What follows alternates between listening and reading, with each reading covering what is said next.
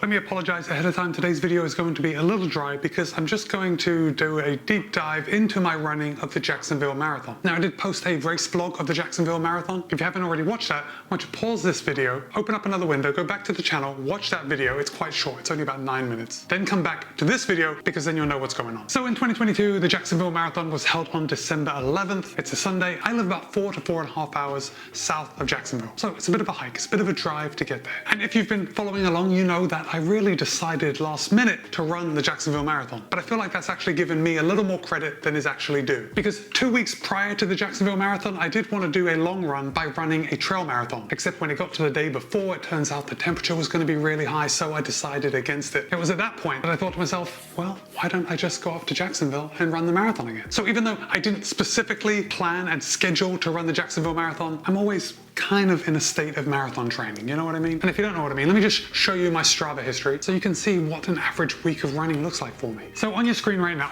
this is just making too much of a racket to wear for the rest of the video. Let me just hang it up behind me. There we go. That's much better. Now it's not going to bang against the microphone. What you're looking at on the screen right now is my last couple weeks of Strava data. So let's scroll down just a couple of weeks so you can see what my training has looked like over the last couple of weeks. We can see these couple of like 5K days. This is where I was on holiday. I was on a cruise, so I wasn't running very much. But if we scroll down even more, we can start to see a pattern. We can see that I'm doing at least one long run a week. We've got a 20 miler here, 15 miler here. Now, of course, most of you are familiar with Strava. When we see these diagonal lines indicating our run, it means it is a workout day. And very generally, I'm doing 2 workouts a week. So I've got 10 mile here with 3 miles warm up, and then I've got 800 meter repeats. Then I've got a tempo run here. The next week, I've got a 10K at tempo. Earlier in the week, I had 400 meter repeats. Now, I do miss a couple weeks, but let's scroll up. This week was a bit dodgy. I did 2 back-to-back workouts. I did intervals one day, tempo the next day, and then I did a long run on the end of the week. This week I still did 2 workouts. Looks like I did a ladder workout followed by 7.2 miles at tempo, and then this week my long run was only 14 miles. And we scroll up, I got another 20 miler here, 2 workouts, and the week right here that I'm circling, this is the week before the marathon. And I'm sorry, I'm jumping all over the place, but let me scroll back down for a second. Let's look at my weekly volume. I've got 72.27 miles, 57.47 miles, then back up to 67.9 miles. Then we drop down the week before the marathon to 51.97 miles. And my longest run of the week before the marathon, was this workout where I did 2 miles to warm up, 10 miles at goal marathon pace, and then a 1.3 mile to cool down. Pretty tough workout, especially considering it was the week before the race. At that point, we're looking at 10 days before the race. So the first thing that I want to hear from you in the comments is if this week before my marathon seems a little heavy. And to me, looking at the numbers, it does seem a little heavy, but I am following the Hansen's marathon method. So at this point, I am following what they are telling me to get ready for this race. However, when we got to race week, we can see my volume drops significantly with 5.9 miles, 5.2 miles a day off. Did some short strides on this day. Then on Friday, I took another day off. Now the Hansen's marathon method was telling me I should be running 6 miles on that day. But based on how my legs were feeling, I decided to take an extra day off. And I'm sure it helped me. There is nothing that I am going to do on that day that can help me with my race 2 days later. And then I did a shakeout run, very short, 5K with a couple of 30-second pickups. And then of course we're rolling into the Jacksonville Marathon on Sunday. Oh, and very quickly, this is the weekly running and training vlog where the main purpose of this video is for you to tell me about your week of running. Even though I am basically telling you about 1 day of running for me, I want to hear about your entire week. And at the end of this video, I will be telling you about my week of running post-marathon. So if you're curious to hear what I got up to in the week after the marathon, stay tuned. Okay, so now we're on Sunday. It's marathon day. I'm all hyped. I'm ready to go. I feel like I have tapered pretty good. My legs are feeling okay. And the first thing you'll notice on Strava is that this says 26.4 miles. In fact, I wore 2 watches during the Jacksonville Marathon. I wore my Apple Watch Ultra on my left hand, and I wore the Chorus Pace 2 on my right wrist. The Chorus Pace 2 measured 26.44 miles, and the Apple Watch Ultra recorded 26.53 miles. And we're going to come back to those numbers in just a second. It's just a foreshadowing of my excuses to come. So before the race, I had made a goal to run 3 hours and 10 minutes. I wanted to come under 3 hours and 10 minutes. And to do that, I would have to run a 7 minute and 15 seconds average mile. And on the Apple Watch Ultra, I'm using an app to track my runs, and I put in the settings my goal speed of 7 minutes and 13 seconds a mile. That would bring me in at 3 hours and 9 minutes. I just wanted to build in a buffer. So when I look at my wrist, I can see the screen and I can see how much ahead of or behind pace I am. So at this point, I feel like I'm setting myself up for success. I'm building in a very little bit of a buffer. If I run a couple of seconds faster per mile, that's okay. I knew that the course wasn't going to be absolutely precise just because it's very difficult to run the exact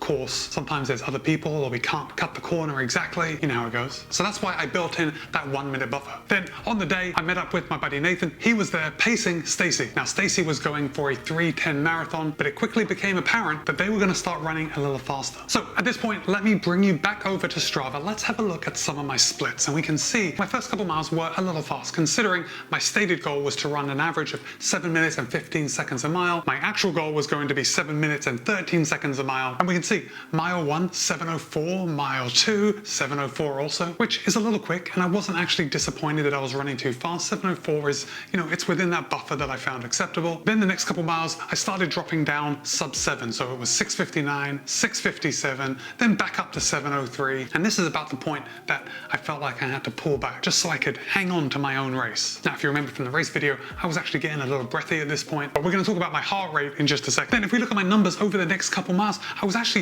pretty happy with them. 7:09, 7:05. This is a little quick at 7 minutes, but then I'm picking it up again. 7:05, 7:07.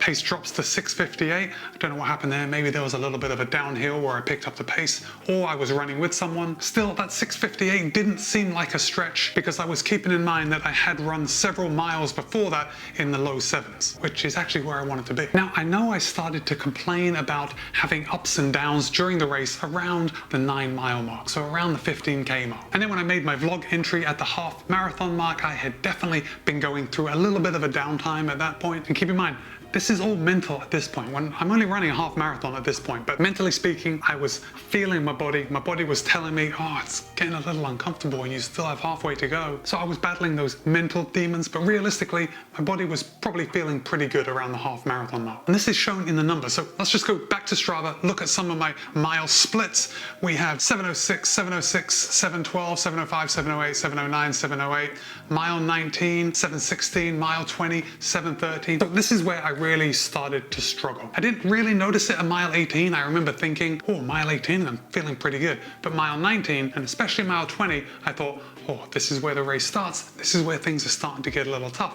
And that's reflected in my numbers. Mile 21, I dropped the pace to 7:23, 7:27, 7:36, 7:22, 7:32, 7:26 at mile 26, and then the last little point, 4:3, was a 7:08 minute mile. So I was definitely starting to feel the struggle in the last part of the race, which is to be expected. We know mile 20 is the halfway point of a marathon, right? That's where things get difficult. But I want to draw your attention to my heart rate, because if we scroll back up to the top of my Strava splits, we can see that I pretty much settle into a pretty comfortable pace, a pretty comfortable heart rate. Let's see, by mile 5, I'm 152 beats a minute. I remember looking at my watch at mile 10 or mile 8, it was fairly early on. I looked and I saw that 156 and I knew that it was starting to creep up. That's another reason where I thought, oh, I need to pull back for now. I don't want that peaking too soon. Now let's just scroll down to the end of the race where I started to actually slow down around mile 21. We can see my heart rate has dropped to 149,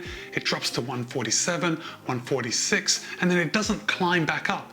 I'm even 145 by mile 26. So to me, this indicates that my problem with the marathon is not my aerobic fitness, it's my muscular fitness or my muscular endurance. Because aerobically speaking, I had room to stretch. If my legs could have picked up the pace, my heart rate could have handled that extra speed. So I don't know. I also wonder that if I had someone to run with, could I have run a little faster? I think that's probably true. This was a pretty lonely race. I ran with Nathan and Stacy for about the first 5 miles, and then I was pretty much running on my own for the rest of the race. So maybe I'm just trying to make excuses to let myself know that I maybe could have run a little faster if I had someone, or maybe I'm just grasping at straws, trying to make myself think that I'm a faster runner than I am. But let's just talk about heart rate for a little bit longer. So when I am calculating my zones, I generally use the heart rate reserve, which is when you take your resting heart rate or your lowest heart rate away from your maximum heart rate. And then your zones are based on that area in between. And this really gives the most precise heart rate measurements because we're not using 0 to 44 in my case. So my lowest heart rate when I'm sleeping gets down to around 44 beats a minute, and that 0 to 44 is nothing. We don't need to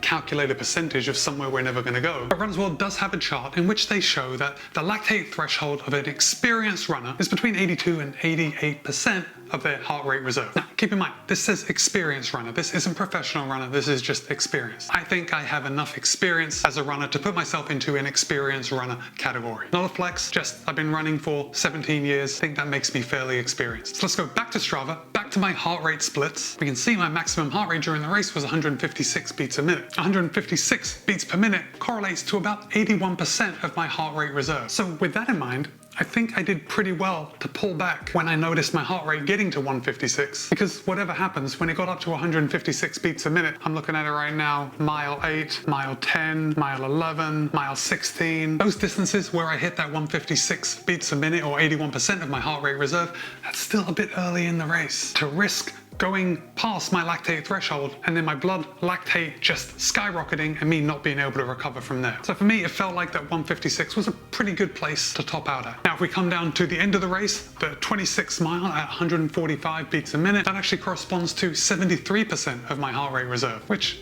is pretty low. 145 beats a minute is like smack dab in zone 3 for me, which is not marathon racing heart rate, but it just goes to support the notion that my muscles fatigued faster than my aerobic capacity did. So perhaps it's indicating that I need to do more strength work in order to get a better marathon time. Now, you're probably wondering about the weather, especially if you saw my Jacksonville Marathon race from last year. The weather was actually very good this year. It was 60 degrees Fahrenheit, which is about 16 degrees Celsius. It was 93% humidity and a 57-degree Fahrenheit dew point. So yes, it was very humid, but the temperature wasn't super warm. Could it have been better? Absolutely yes, but it was already 10 times better than the year before when it was 67 degrees Fahrenheit. Okay, so I did already foreshadow me making excuses for my race performance, so here it goes. First of all, let me put up the graph from Strava that shows you my race performance, and when we look at it this way, the bar graph of my mile splits, I actually don't think it looks that bad. Now, it's far from a negative split, but I look at this and I don't think, Matt, you ran a horrible race. I feel like I did what I could and it wasn't horrible. Not ideal by any means, but not horrible. But here's the thing. If we look at my race overview, it says that I ran 26.43 miles. Remember I said my chorus measured 26.44 miles. Of course, when it gets put into Strava, Strava automatically takes their fee of 1/100 of a mile. But because of that difference between 26.2 and 26.43, my watch actually recorded me running a 7:11 mile pace. And when we shrink that back down to an actual goal marathon distance of 26.2 miles, we can extrapolate that if I were to run the exact distance, I would have crossed the line in 3 hours, 8 minutes and 20 seconds, which is actually what I thought I was doing for the entire race. Of course, by the end of the marathon, your brain isn't working as well as it does when you are not running a marathon, so I actually didn't take into account how close I was going to be. So when I was running towards the finish line and I saw that clock just tick over 3:10, I was a little confused. Luckily, my official time was 3 hours, 9 minutes and 57 seconds, which means I made my goal, but I gotta say that was pretty close. So all in all, I am pretty happy that I set my watch to pace me for a 3 hour and 9 minute marathon,